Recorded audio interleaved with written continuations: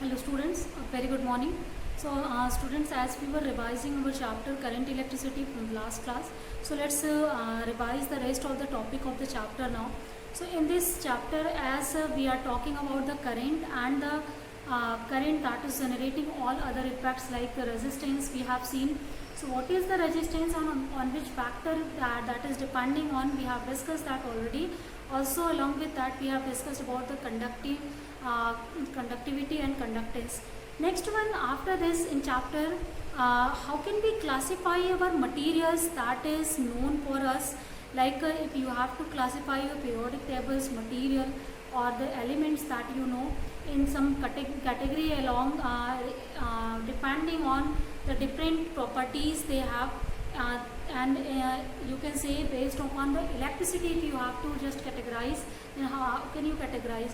So you can categorize basically the all elements in three parts. First part is conductor, second is called semiconductor, third is called insulator.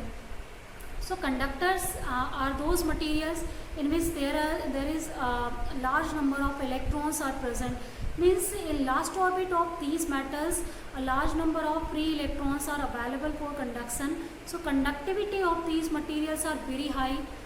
Now all definitions I am telling you at one place. First is number of electrons are very large. Second, conductivity of such kind of material is very high. Third one, the resistivity of the material is very low, because conductivity is high, resistivity is reciprocal of this, so that is very low. And the fourth one, if you will see on the based on conduction and valence band. So conduction and valence band width for these kind of material that is very small. So it means they can cross easily the valence band, conductivity is high there. Second type of material, first we have the insulator. So insulators are those materials in which the conductivity is very poor. Very few number of electrons are available only for conduction. So that's why conductivity is very poor, very less. Where the resistivity of such kind of materials is very high. And next thing, if you will see the gap between conduction and valence band for these materials, that is very large, near about greater than 5.5 electron volt of energy we needed here for the conduction. The third kind of material is semiconductor material. Semiconductor materials are those in which the number of electrons are greater than insulator but less than conductor. So you can say this is now the limiting case for conductor and insulator. So I have like conductivity that is less than conductor but greater than insulator. Similarly resistivity that is greater than conductor but less than insulator. So in this way you can categorize these materials now. After the categorization of the material now, as we are talking here for the conductor only, so we will see the next topic, that is color coding of the resistor.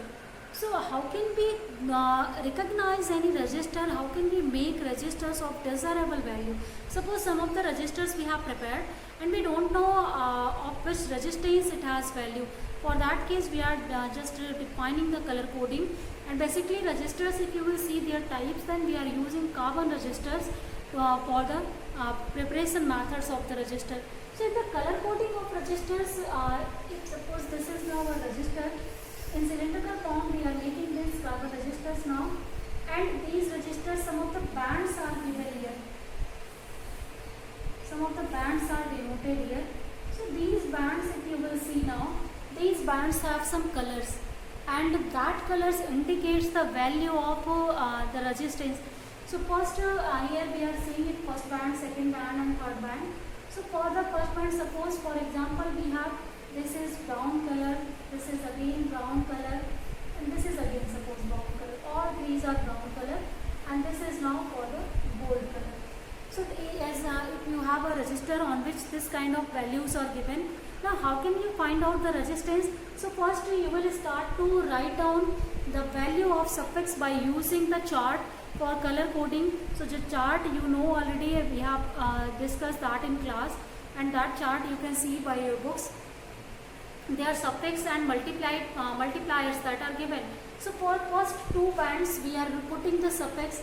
For brown color it is now 1. So for this we will give 1. Again for this brown it will be 1. But for the third one, it's multiplied 10 to the power 1 now. And after this, for the gold, as this is our you can say the tolerance value it is providing, so that has value near about 5%. So this is the now value of this ohm is the value of this resistor that is given. So in this way color coding help us to recognize the value of resistor, to find out the value of resistor even if we don't know about the resistor. Next, after this chapter, if we have some number of resistors, then how can we combine them, and after combination what will be their equivalent resistance. So combination of resistance again that is possible in two ways. First, in series combination, in parallel combination. So if suppose you have two resistors, one resistor is this, one resistor is this. First has value R1, second has value R2. Now two types of combination you know that is possible. So let us start to discuss the first type of combination, that is now series combination. So for the series combination we are joining these resistors by N to N. So this is our series combination, this is R1, this is R2 now. We have to find out the equivalent resistance, means if we will replace these two resistors by only one, then what will be the value of R in terms of R1 and R2. So as we know in series combination charge flow that is always same. So as also whenever in resistor current is flowing, so as current is not facing any junction, then that will have equal values at here and here. Suppose I value is flowing, I value is here also it will be I. But the potential drop will be different, as by Ohm's law you can write the potential drop across the resistor is V is equal to IR if I current is flowing through it. So it means in first resistor the potential drop V1 will be I into R1. For the second one, potential drop will be here I into R2. And for this resistor, this potential drop, suppose that is V is equal to I into R now. Okay? Now as this is the equivalent resistance of these two, means this potential is distributed over these two. So it means that in equilibrium these should be equal to V1 plus V2. So these should be distributed among these. If no of the energy is going to be lost here, we are assuming that concept. So here if you will write, this is IR, this is now IR1, this is IR2. So if you will solve, then R is obtained as R1 plus R2. So for the series combination, resistors are simply addition of or summations of their individual resistances. In this way, the equivalent resistance increases in the case of series combination. Now let's see the next one. If we are going to combine them in parallel combination. So for the second case, that means now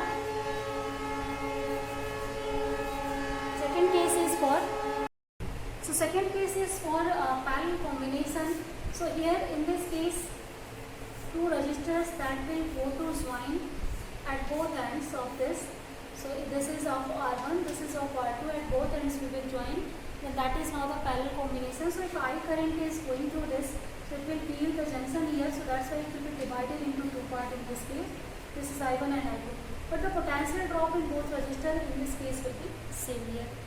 If we will replace this whole of the resistor combination by a single resistor of value R, current I, potential V, then that time this resistance will represent the equivalent resistance of these two.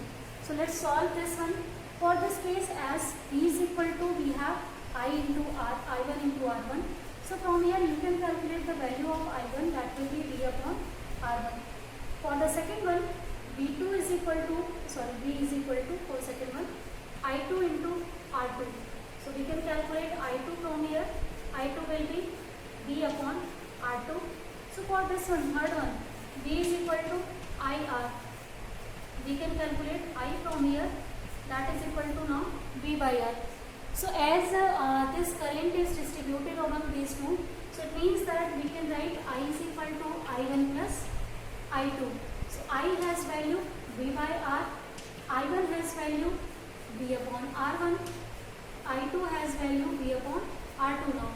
So after this, if you will solve this, this is obtained as 1 upon R is equal to 1 upon R1 plus 1 upon R2. So this is the equivalent resistance for the combination of resistors if they are combined in parallel combination.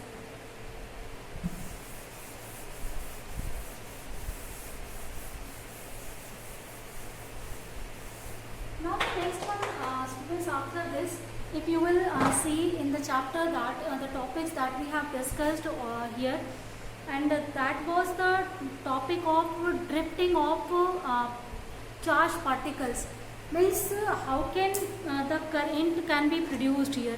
So for the production of current, as we are applying some of the field here to drift the electrons. Suppose a number of electrons we have, a number of charged particle we have, but that charged particle will not start any kind of motion, or even in conductor they are doing thermal motion already.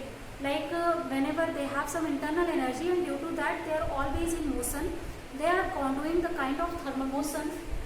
So suppose this is now a conducting body. Inside the electrons that are doing thermal motion, one electron will go, it will collide with other, and due to that one you can see through the random speed they are traveling. So due to their random motion, their final net, if you will see net charge or net field due to them, that will be always zero. No net current we will observe due to this kind of motion. So to obtain the current, what we are doing, we are putting this conductor in between the potential here or potential plate or any battery. So suppose here negative charges that are implied on this plate, positive are on this plate. So due to application of this potential now, these electrons will start to feel attraction towards this place, and this will feel repulsion through this field. Means now we are going to give us direction to the electron to move. Due to attraction force and due to repulsion force, both kind of forces, it will start to move through this one. So this is the known as drifting of electron. So due to application of external field, if electron start to move in a particular direction, so that is known as drifting of electron under the influence of some external force or external agency. These electrons are now aligned through, and this they will start to move towards this side to this side, and due to their movement now, the movement of charge per unit time, that will provide you the value of current. Now net current we will observe. So in every conductor there are two types of motion. First is known as thermal motion, second is drifting motion or external motion due to external agency. So first one, the thermal motion, that always gives us zero value of current due to that, but the drifting value that will provide you the value of final current here. So let's see now what will be the value of final current for this case. So after the formulas that you will obtain, if you will use, then the current that is flowing due to this drifting, suppose the speed due to this one, they are drifting, the electron has electronic charge, and n number of electrons are in our system. So the current that will flow due to this whole system, that is equal to NEA into D, where A is the cross-sectional area of this conductor.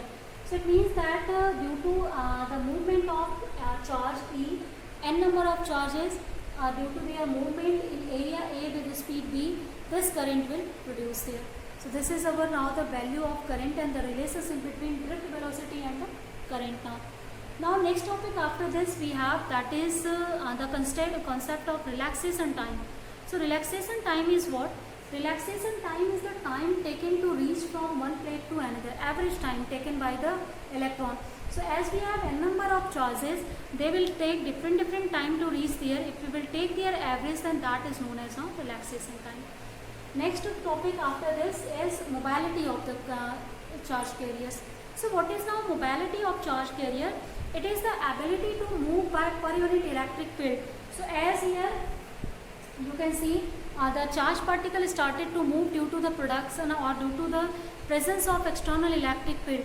So per unit due to application of per unit electric field, what is the velocity that is acquired by any particle, that is known as mobility. So mobility mu is defined as Vd by E.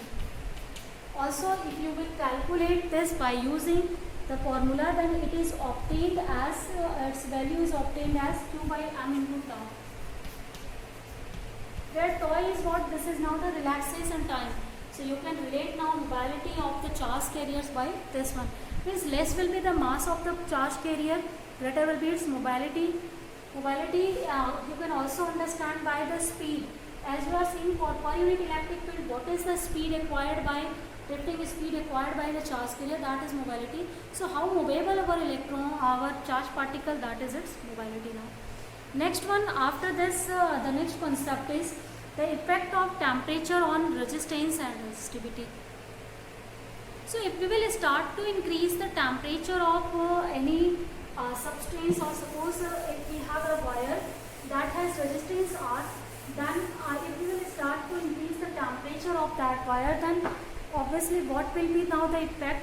So for the case of conductor, if you will see, whenever we will start to increase the resistance, then that time the electrons that will start to gain more thermal energy. Due to their thermal, due to exception of the thermal energy, they starts to vibrate more, and or you can say they start to move very frequently, and due to that one they start to collide also very frequently, because there is a large number of free electrons. So due to that one they will collide and they will block more effectively each other's path now, as they have greater energy. So impact will be greater, collision will be greater, and due to that obviously you can see the resistance provided by the particle or charge particle, that is now going to increase. So due to increase in temperature, basically the resistance increases in this case of now conductor. But for insulator, if you will see, as there is very few number of electron, so if we will provide external supply, then first the supply is utilized to just produce more electrons, and also to provide them enough kinetic energy. So that time with increase in temperature, resistance decreases. Similarly in conductor, as conductor is somewhat insulator and somewhat semiconductor is somewhat insulator and somewhat conductor. So first as it is behaving at room temperature, it is behaving like the insulator. So that time with increase in temperature, this resistance start to decrease. But after a certain value where there is a sufficient number of electrons, then that time it start to convert into the conducting property, and that time resistance start to increase there. So this is our variation of resistance with temperature. And if you have to just write down in the terms of relationship, then this relationship is given for the variation of resistance with temperature now, where RT is what? Resistance at a particular temperature, R0 is resistance as absolute zero temperature or initial value of resistance, alpha is called temperature coefficient of resistance, delta T is change in temperature. So in this way you can calculate what is the change in resistance by changing temperature. And obviously you can see for the conductor, it is positive, it means that its value will increase, while for insulator this value is negative, alpha is negative value. So that time the resistance will start to decrease in that case. But in the case of semiconductor, it can have positive, negative both values. So this is our property of now this temperature coefficient. Also temperature coefficient of resistance is providing us the value of variation of resistance with temperature. So if now we have to suppose make the standard resistor, then what should be the property of standard resistor? Standard resistor means you are talking for a standard that's value cannot change, or that's value may not change with some variation like pressure, temperature and so on. But as we know, resistance is depending on temperature, then obviously with increase in temperature or decrease in temperature, the resistance will start to vary. That time it will not known as the standard resistor. So we have to choose such kind of material to construct the resistor for which this value of alpha should be very low. So if alpha should be low, then that time this value will not change much with change in the temperature there. And with that one we can just save our easily or we can use that resistor as the standard resistor to compare its value for others or to use in our standard circuits. So this is a very good you can say just example and very good use of the knowledge of temperature coefficient of resistance. Now our next topic after this is now in current electricity, that is very important topic, that is Kirchhoff's law. So Kirchhoff's law is what that is used to find out the value of current or potential in any circuitry. So if we have closed circuit, then that time we can utilize this law very easily. So first law, Kirchhoff's law is in two format. The first law is known as current law and this is also known as Johnson rule. what is now the junction rule. So it is saying that the current, as the the charges are always conservative in nature. So from a single point, the current that is entering, that should be equal to current passing through that point. Means if this is a point from here, number of currents that are entering. So if you will just suppose this is now I4, this is I5, this is I1, this is I2, this is I3. So these currents are entering at this point, these are leaving. So according to junction rule, this I1 plus I2 plus I3, this should be equal to I4 plus I5. So current entering, that should be equal to current leaving the point. So this is now the rule known as junction rule.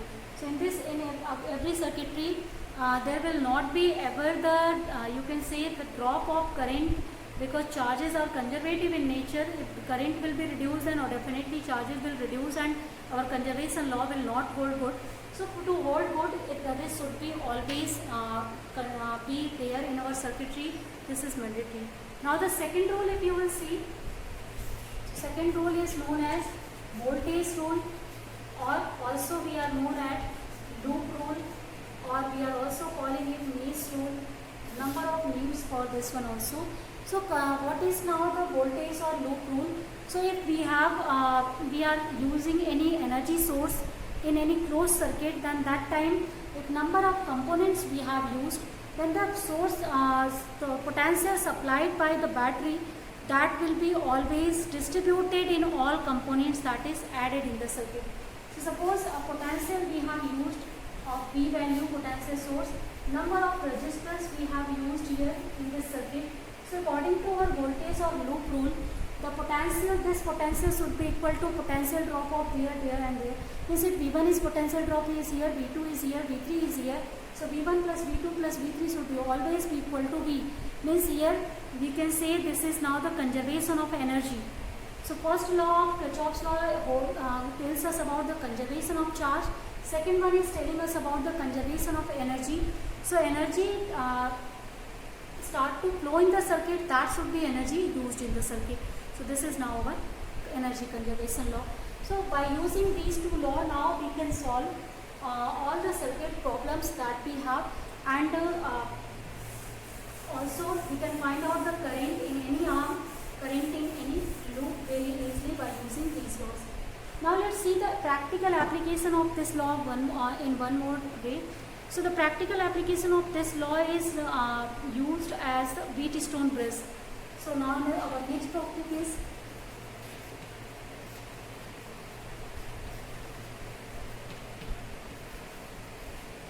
Wheatstone bridge now. So what is now the Wheatstone bridge? Wheatstone bridge, in this way we are using 4 resistors, and in that 4 resistors we know the value of 3 resistors, but the fourth resistor is unknown now, and we are arranging them by 4 arm of this kind of. So these are now 4 resistors that are arranged in such a way.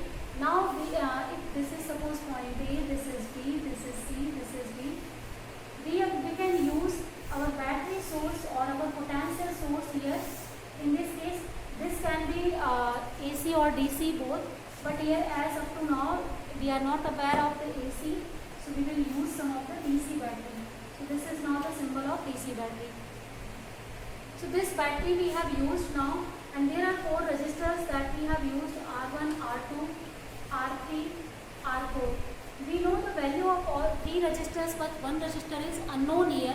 We can find out the unknown resistors by using this Wheatstone bridge.